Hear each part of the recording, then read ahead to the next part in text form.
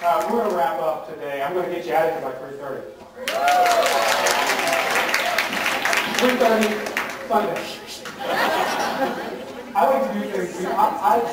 All the people that don't like think I'm a nut because I stay up at night looking at numbers. I've been able to look at different things and break them down to numbers. I like to look at things and analyze it.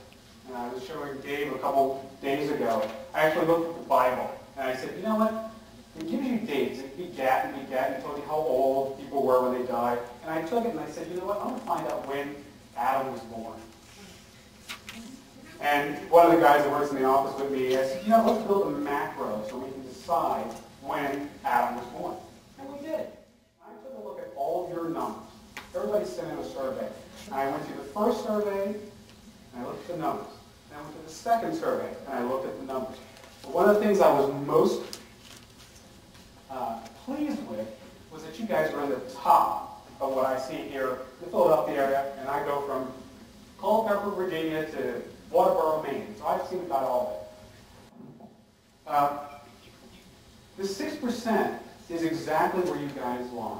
But it's not that you're not doing the procedures. I mean, hygienists here. How many of you go subgingival when you do a probe? You're doing periodontal procedures. The numbers say that you're not getting paid for it.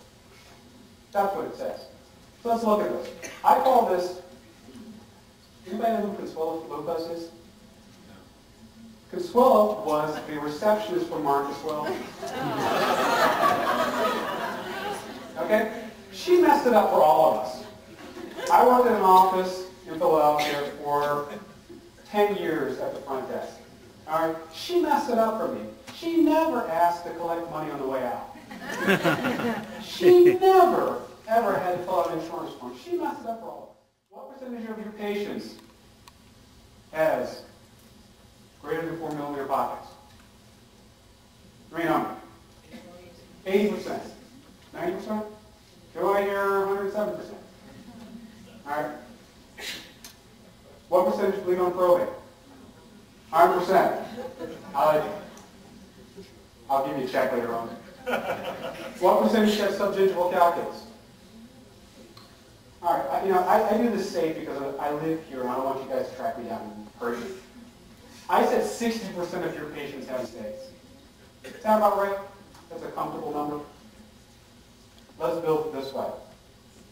60% of your patient base is perio.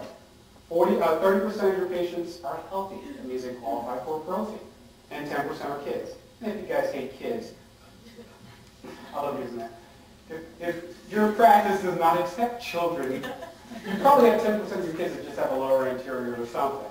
So then you're 10%. All right? This is what you have to do. I'm a front desk person to start. This is what I had to do. This goes back to my TV nature. You got to separate the business area from the clinical area. Very important. I'll show you how to do it. Anybody here has a VCR, tape Nick at Night and tape WKRP in Cincinnati. All right? Anybody here old enough to remember that show? Les Nessman, the newsman, had tape around his desk to differentiate the news area from the rock jock, right? This is what you have to do. When the doctor walks to the front desk, you go. All right? That's what I always do. Practice is divided this way. In an 8-hour day, 3 of your patients are healthy. 4 of your patients are perio patients. And 1's that kid. That's what the numbers tell me. Every place I go, same thing. Except in Culpeper, Virginia, they can push that central tooth to the side with a straw and it makes it easier. I have to be careful where I say that. I lead you to my outcome, and that's how you get to treat every patient that walks in your practice. And that's all I have to say. Thanks.